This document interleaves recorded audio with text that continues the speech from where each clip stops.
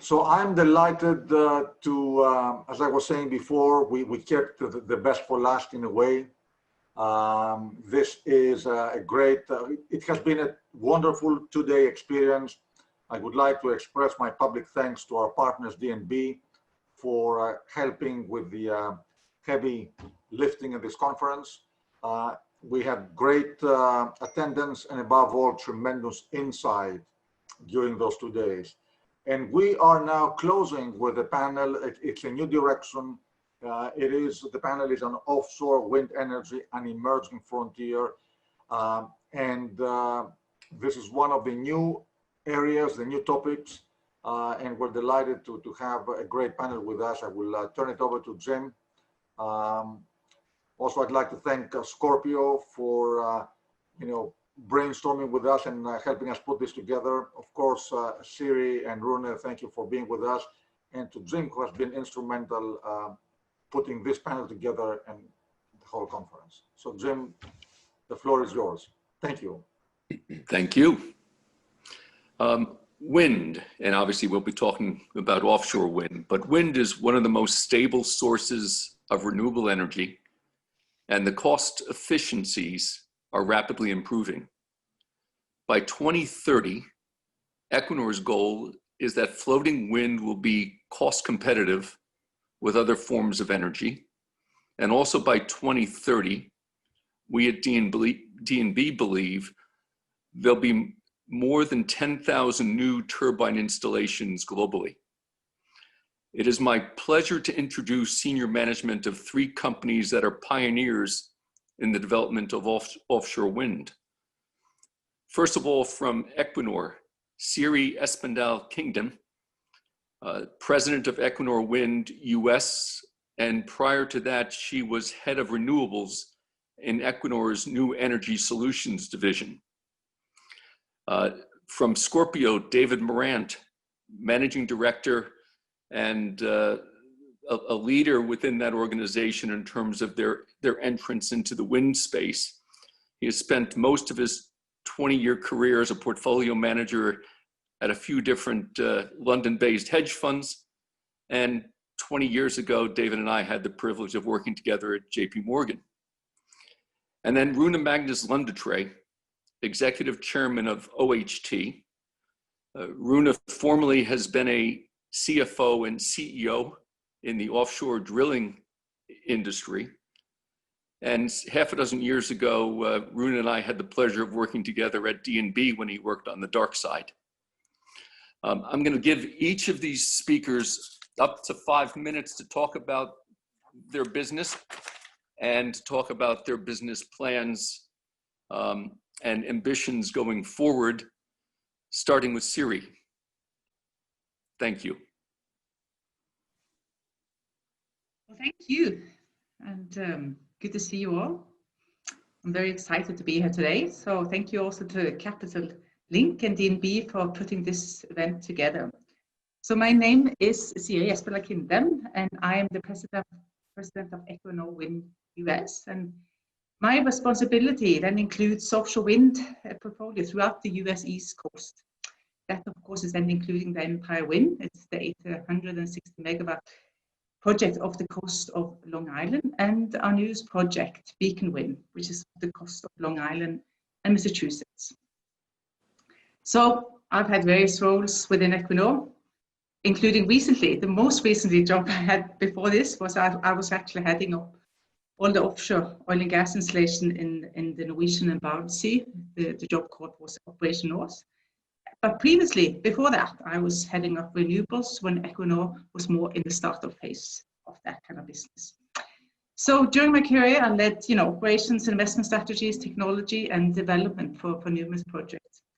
So I'm very enthusiastic to be here today and discuss the dynamics of this industry, and not at least talk about the global footprint and the future of offshore wind. But firstly, I would like to state that these offshore wind projects, are big projects. So when speaking about renewables, some of you might think about and be more familiar with onshore wind projects. And while some of these issues we have building out these big offshore wind projects are the same, there are many aspects regarding size, scale, timeline, and marine logistics and operation that are unique to offshore wind. So that is always an important point to make.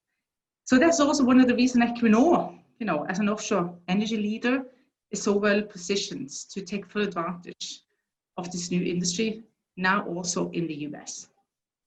So our project in the US will then be a big part of Equinor's realizing its ambitions, not only on the US East Coast, but also globally. So this is a pivotal time when we're growing in this industry. But while we now are in this virtual setting, I understand that New York focus for this conference is also a presence. And that fits very well with Equinor's ambitions on the US East Coast. Empire Wind, our most mature project in the US, is located between 16 and 20 miles of Long Island. We were awarded a contract last year for the state to provide power to New York. So this will have many benefits to the states, including jobs, economic commitments to local communities, and we're very proud of our dedication to local communities and our commitment to the states. So we very much feel that we are a partner with the state of New York and will be there for many years to come. So thank you. And David, why don't you take us through Scorpio's plans and ambitions? Thank you, Jim, and thank you very much for having me to Capital Link and also to DNB for organising the panel. I've been with the company for about 5 years, and 4 of those years have been taken up with strategic evaluation of the wind space. It's something we've looked at extremely carefully and in many parts of the value chain. And finally, on the night of August the 3rd this year, we announced probably one of the most significant transformations, I think, and there may be others attending today who have different examples, but certainly the most dramatic transformation of any listed public shipping stock that I've seen, which was the decision to transform ourselves wholly and entirely from being a very high quality, mid-sized dry bulk company to a company which is entirely focused on ordering the next generation of wind turbine installation vessels. Now, why do we do that? Really, there are 3 reasons. And I think the first is that we believe in what we're doing. And I think Siri has laid out a little bit in her remarks the strength of the growth of this market and why we believe it's the right place for us to invest our shareholders' capital and our management expertise. The second reason we've done it is that we believe it moves our company to a materially higher, more durable and more predictable level of shareholder return. And the third reason that we've done it is because we think with the 8,500 people across the firm of Scorpio, with the billions of dollars that we've raised in export credit and on the US capital markets, that we are very well placed to build a global leader in this industry. And I should add, and then I'll hand it back to you, Jim, that for us, the US market and its recent embrace of green energy is just the beginning. The US is our home. It's where we raise equity. It's where our senior executives are based. And for us, this transition and the ability that Scorpio has to play a major role in Europe, in Asia, and also in the US, one which our company has just started to embark upon. And I'll hand that back to you, Jim. Thank you. And Rune Magnus. Yeah. Take us through OHT's plans. Thank you, I will. So my name is Rune Magnus Lundetræ. I'm the executive chairman of OHT. Thank you for having me, and I'm excited to present the OHT story. So we are an offshore wind transportation and installation company. We've certainly transitioned into renewables from the oil and gas industry as well. The company was formed some 20 years ago, but we have a few years ago made a conscious change into the renewable space. We currently have, well, I can just say, we just listed on the Merkur market here in Oslo 2 weeks ago, raising $60 million. So we're now a publicly listed company here in Oslo. We had 5 heavy transportation vessels. Before, they have done most of the business to the oil and gas industry, but already this year, some 60% of the EBITDA is now related to the renewable space. In 2018, Arne Blystad, who's the main or largest shareholder of OHT, they ordered a foundation installation vessel, purpose-built. It's called Alpha Lift 1. That is now being constructed and will be delivered approximately 12 months from now, and will go straight into the Dogger Bank project once that has been delivered or will be delivered. The capital raise that I mentioned that we just did a few weeks ago, that was related to a further growth of the company into the turbine installation segment. And we, following that capital raise and the listing, we placed an order for 1 turbine installation vessel from China Merchant. And we also have 3 more priced options. We also have 1 more option for foundation installation vessels. So I think we have something in common with the 2 other participants and the 2 other companies, that we are certainly making a transition into renewables. We are extremely excited about the growth prospects of this industry. And I think we are well placed to take a role in the supplier chain of the value chain in this industry now, and also in the years to come. Thank you. Siri, you've told us a little bit about the Empire project and the Beacon project. Can you talk for a moment about Equinor's plans in terms of geographic expansion, and also help us appreciate just how much more complex this next generation of wind turbines offshore are becoming, and some of the challenges that you face with that? Okay, so maybe we should put up the slide. Yeah, did bring a slide. 1 slide, that's good. Well, yeah, just to show you the area. You're probably very familiar with this area on the East Coast. So as you see, our focus is currently on the East Coast, and we are very well positioned, with the lease location we have. We see the Beacon Wind outside Massachusetts and, partly Long Island, and then also the Empire Wind. So they are very strategically located, and, Empire Wind strategically located towards the New York State offtake contract, and also then Beacon Wind, very, strategically located and has the ability to provide power throughout, both to the New York, England market and also to New York. So I'll just give you a bit more detail maybe on the project. This is going to get me going, but I will give you some at least. So Empire Wind is well on the way of developing the Empire 1, which we call is the first phase, the 860 megawatt wind project. And the offtake contract then was a contract that we signed with NYSERDA, our counterpart, the state in 2019. So now we are in a phase of finalizing our total concept for the project. Interesting phase. We now also started the procurement process with focusing on developing efficient execution project schedule. And then again, also we need to honor the economic benefits to New York and creating effective permitting processes. So this also means that we are, the procurement activities we have ongoing is of course then extremely important in this phase. So we're now, in that phase, we're looking at the large manufacturing items that we need to get in place. And then we are in the phase of the selection of the wind turbine, the wind and turbine installer. Of course, then also the power cables, and not at least finalizing electrical system design. So that also will include then the delivery of the high voltage equipment that will be needed. So this is an interesting phase for the project. In addition, we have Empire Phase 2. And that's also, ongoing planning. That has a potential capacity of 1.2 gigawatt. And Empire Phase 2 will then, of course, leverage on the learnings from the Empire 1 project development. So just more detail on Beacon Wind as well, which is off the coast of New England. We have a potential there of a 2 gigawatt development. And we are now in the project development phase.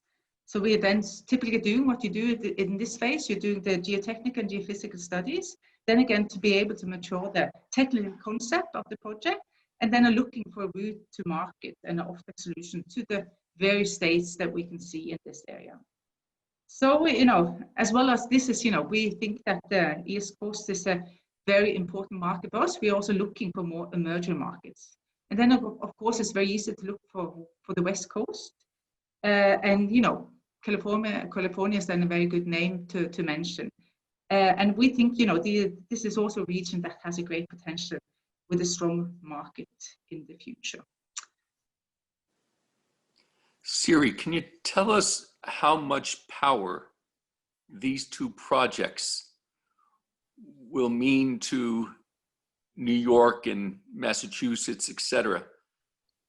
Well, but just think about only the Empire Wind Phase 1. They will provide around power to around 500,000 households. So these are large numbers. These are large projects, and of course, I've tried to describe the large project development. So this is a project that will make a difference. Rune, let's talk about the kind of growth rate you expect in offshore wind.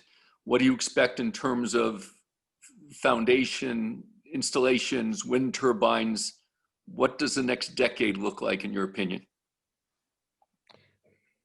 Well, I mean, it's almost fantasy numbers when you look at the large research firms. They are adjusting their projections all the time, and the curve seems to be moving upwards. Having said that, I think we try to be rational and disciplined here, and take this step by step.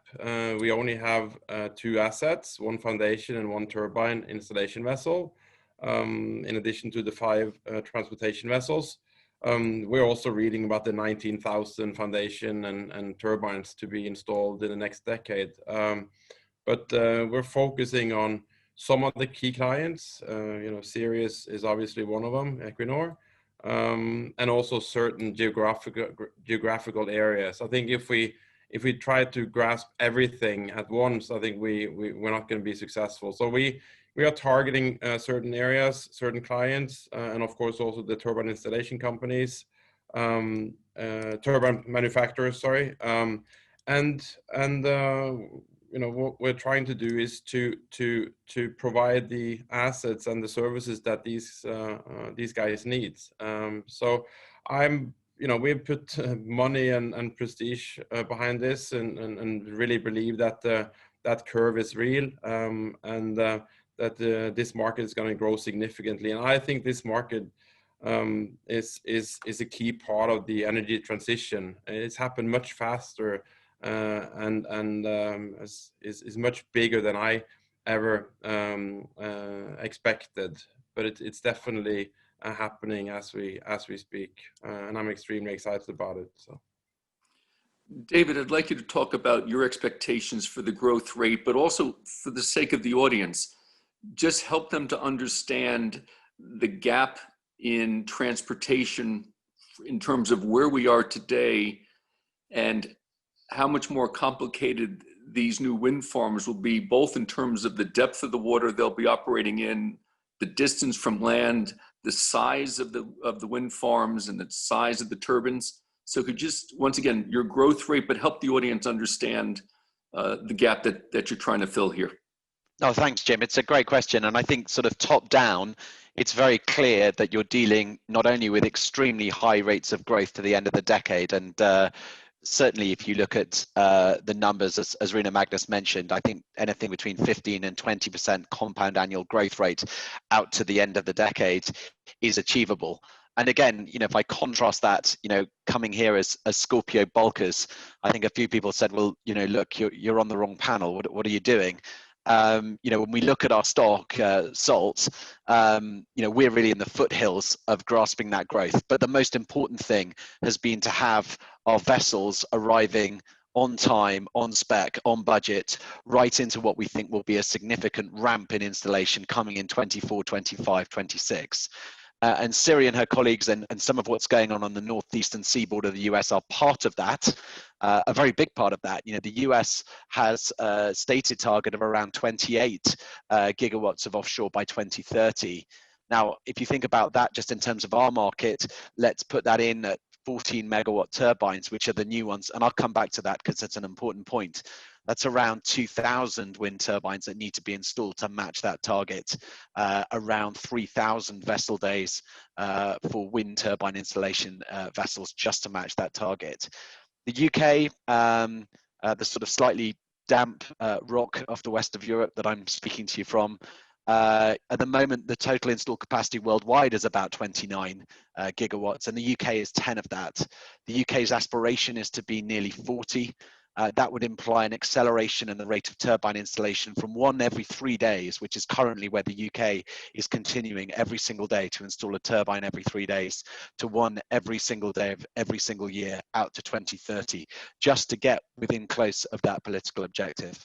So then why is that interesting for us? Well, at one level, the growth is pretty obvious, but the second part of this is the obsolescence of the on-the-water fleet. And the reason why that's occurring is just to match the power output that is being projected and the numbers that are being run, you're seeing a step change in the turbine sizes. And all of the major turbine manufacturers, GE, MHI Vestas, and Siemens Gamesa, all of them have or are about to, in our view, announce significant step changes in their turbine sizes. And that has an implication for vessels and for the supply chain. And it's a gap that we can fill. If you look at the 3 variables that these vessels need, first and most obviously, it's crane hook height. So you're looking at vessels which now need crane hooks, which can be over 160, 165 meters above the water level. Secondly, you need carrying capacity. So you're looking, as you'll have seen from Siri's slide, at fields which are way out into mid-water.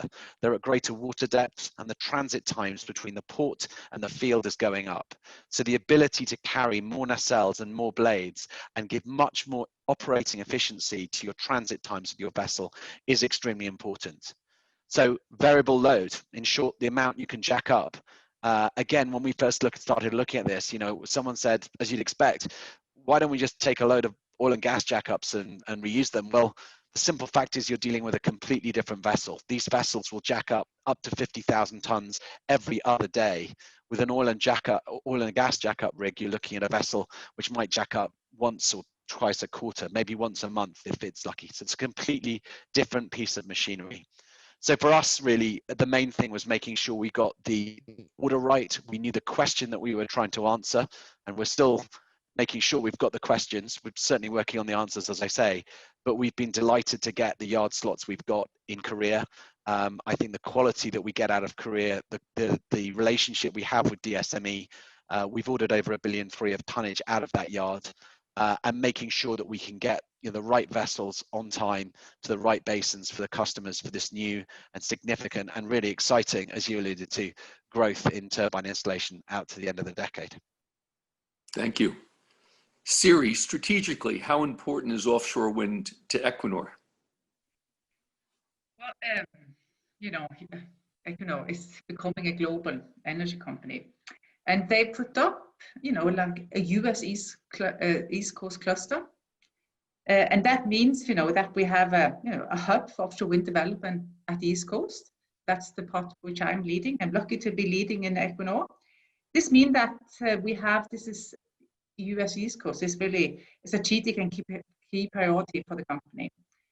And Equinor really plans to have by 2035 to have between 12 to 16 gigawatts installed capacity globally.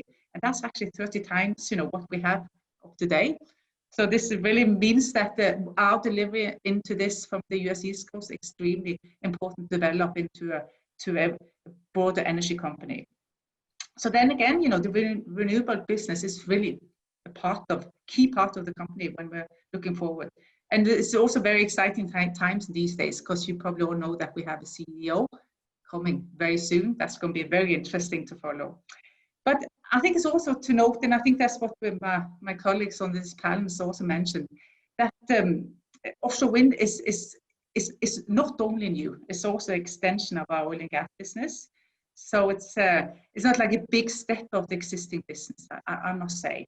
And we have, you know, we have 50 years of experience in this industry, and I'm happy to moving a bit back and forth, and that's, you know, a very good start for building up in this industry.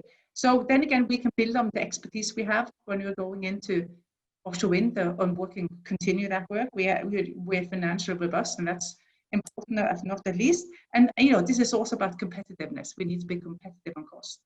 So now when we are putting up this business, which is going to be larger, and it's going to be also larger for us on the East Coast, this means that we also have the scale then, and also capability to create, you know, not at least the value into the business. So thank you. Thank you. And Rune, talk about some of the challenges, availability of contracts, new build construction risk, access to capital markets, whether it be the debt capital markets, equity capital markets, or bank lending. Obviously, you're out of your quiet period. You recently raised some equity capital, so you can speak with some experience on some of these topics. No, I think there's several challenges and barriers to entry, but that's also what, you know, give us an opportunity. So it's sort of two sides of the same thing. But if I try to sort of group them, I think there's a challenge, and not in a bad or negative way, I would say challenge, but an opportunity. But people is going to be a barrier to entry. You know, in terms of experience in this industry.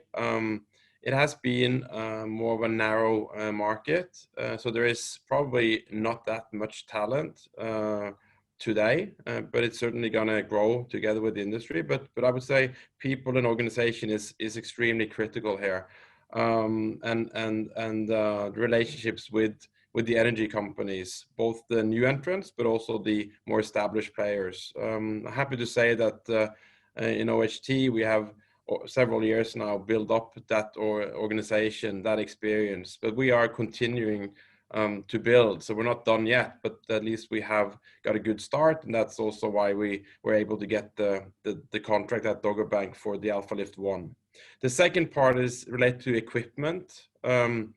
You know, we just come out of a challenging time in other asset-heavy industries within the energy business. I think investors and also debt providers still have that fresh in mind. And this equipment is, you know, large, but also very capital intensive. It's expensive, so you need capital.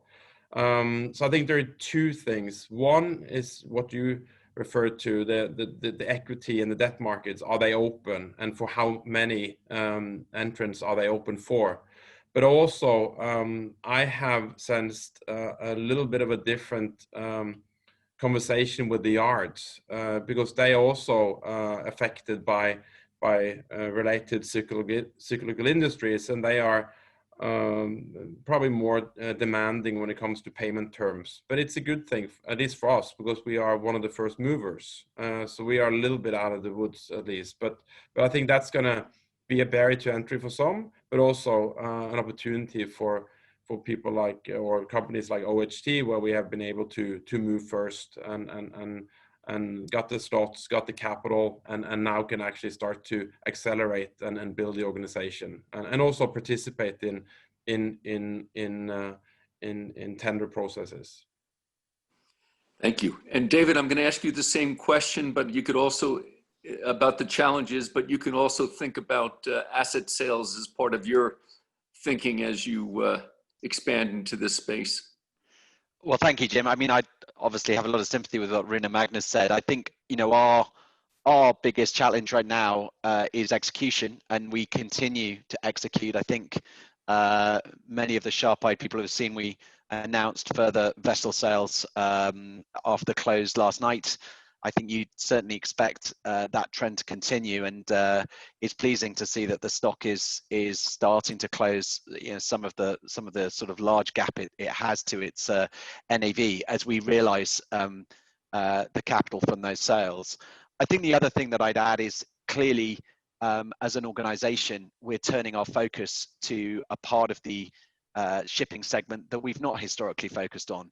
There are some fantastic things about that. We've got an 8,000 person organization. We've got people with vast naval experience, design experience, yard supervision, finance experience. And I think I can speak for pretty much everyone at Scorpio in terms of the excitement there is and the commitment that there is to this transition and to making it a reality. I think then, as Rune and Magnus said, you know, relationships with the yards, I referenced before the great relationship we've got and we continue to have with DSME and the Korean shipping complex altogether, which is a very important part of this. And getting this vessel delivered to the customer specification, we found a welcome to new entrants, to well-capitalized, credible new entrants like Scorpio coming into this space. We already interact with these companies, as many people here, most people here will know, we run the world's largest fleet of product tankers. Very different business, but it means that the HSEQ culture and the contact that we have at the highest level of these organizations is well known. And then it is a matter of getting our new build delivered on time and on budget and contracted. And I said the initial reception we've been receiving there, I think will be has been very heartening. The feedback we've received and the partnership in developing the industrial solution that we're bringing to bear for the IECs, as BP now call themselves, I think is really quite exciting. So from our perspective, the challenge really is execution. This is a highly complicated, highly complex piece of industrial machinery, and it's blending that, lastly, I'd say, with the financial solutions. We've raised, over the course of this business, billions of dollars in Korean export finance. It's an area we have significant expertise. We're a top 5 global shipping ship bank customer. And we're extremely proud of our presence on the New York Stock Exchange and our access to US institutional investors, who I think are in the early stages, without doing them down, of understanding the magnitude of this shift and the opportunity that the company has ahead of it. So if that answers the question, Jim, it's blending all of those things. Thank you. Siri, Equinor, and it wasn't, in my view, that many years ago, built the first offshore wind development off the coast of Scotland. And obviously technology has taken things much further. Equinor has come out and said that floating is the future. So as the pioneer in the offshore wind industry, can you talk about how much of the world's power we can expect this industry to impact, number one? Number two, we got a question as relates to the Jones Act. If you could just mention that as well as part of this.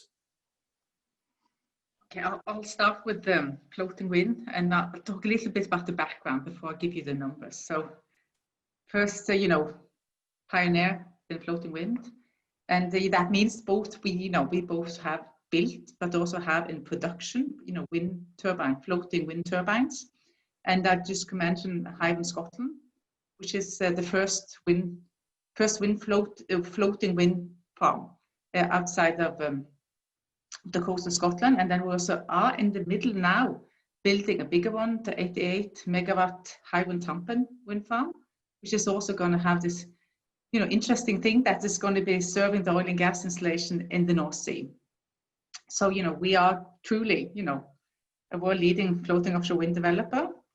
And we do expect this to be the next big breakthrough in renewables due to its numerous benefits, and I'm going to give you some of them.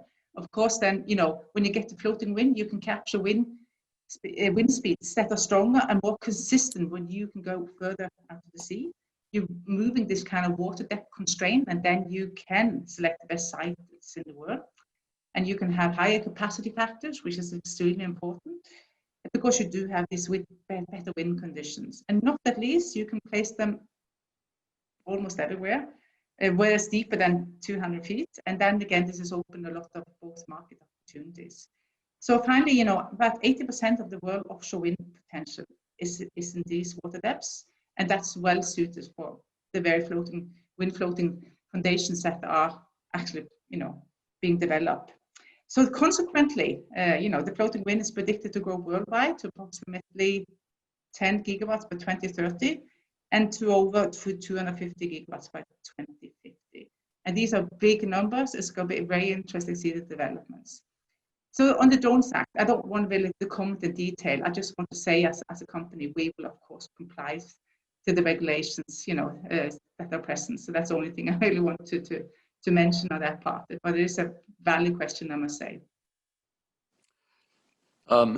David, historically, offshore wind industries have had a history of overbuilding.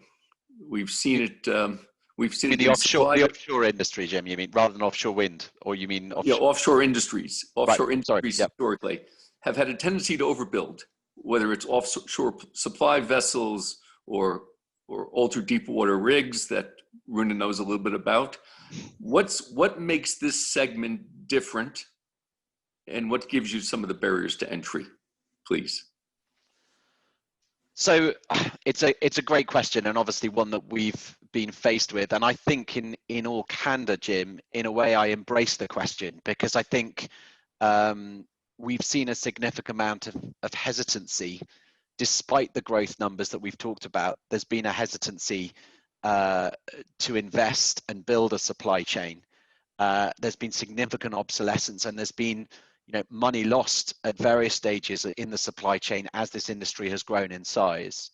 So I think your question really is, is it different this time? I think it is, and I'll give you a few of the reasons.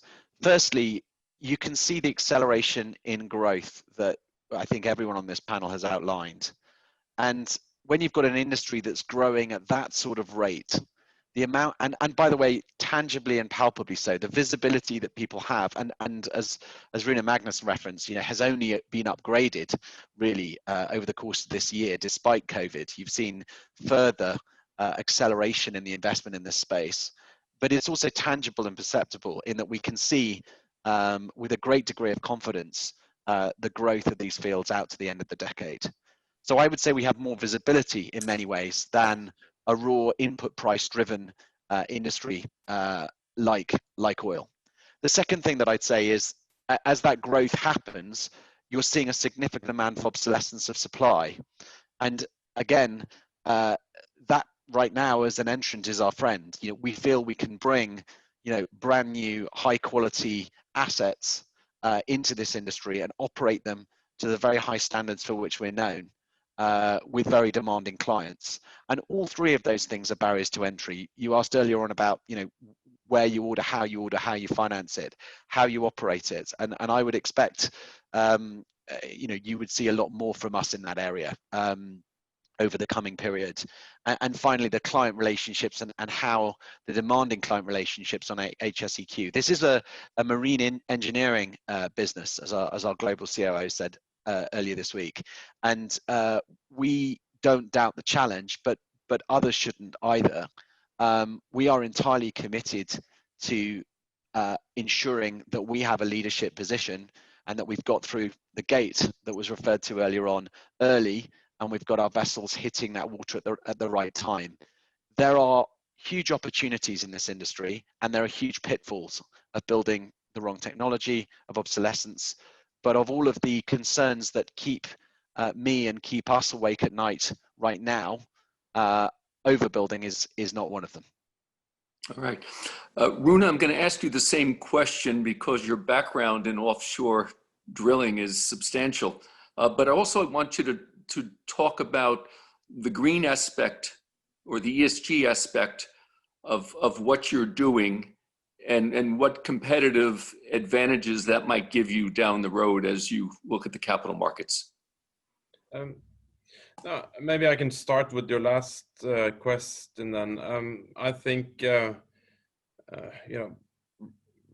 reducing carbon dioxide is going to be a license to operate for us as a supplier.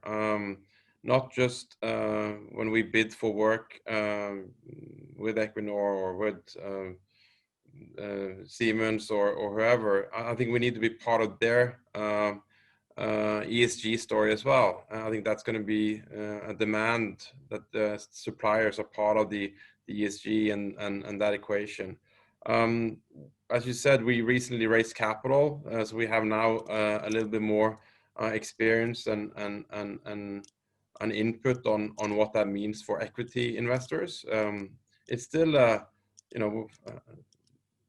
each investor will have their own way of looking at how you meet that ESG standard. So it feels a little bit like it's in the making, but it's certainly something that is critical. I think it's also going to be important, not just on the margins that you're going to pay on debt, but also the volume of debt and pockets of capital available to you. So I think the ESG part is really important, and that's also why we have prepared the vessels and tried to make them as green as possible. They will never be emission free, but certainly you can invest and put in features that make them at least more green and more environmentally friendly, and that's what we have tried to do when we have prepared our specs for the ships. Oversupply, I think there's always a risk in cyclical businesses. This is a cyclical industry as well. We've seen that in the last 20 years within the offshore wind industry as well. But I think the barriers to entry that I mentioned earlier, the recent experience from a lot of the investors, owners, shipyards, and so on, and combined with the growth prospects here, would at least remove that risk in the near to medium term. I'm very convinced about that. And then who knows what's going to happen 7, 8 plus years from now. It's difficult to predict, but being first mover is certainly going to protect you to some degree. Thank you. And Siri, can you talk about the challenges that you expect to face with your projects? The technology, the logistics, the supply chain. And when you finish answering that, if there was one question that came up on the screen about wind farm projects in the Mediterranean. So if you could just sort of tack that in to the end of that, that'd be great. And I'm getting the messages that we've used up our time, but we'll steal another minute or two.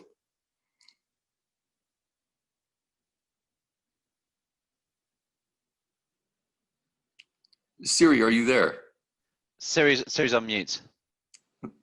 You understand this is the end of the session, so yep. you asked me about no, I'll try. So you asked me about challenges. Well, I'll turn it around and I'll talk about opportunities, and then thereby, there's a lot of opportunities in technology. And I just remember that, last time I worked with renewables, we were on the less than 4 megawatt turbines, and now I left, it was like 6, and now we're into the double-digit number. So technology is developing. I'm always very technology optimist, and also this is not about only project development technologies. It's also about permitting, extremely important.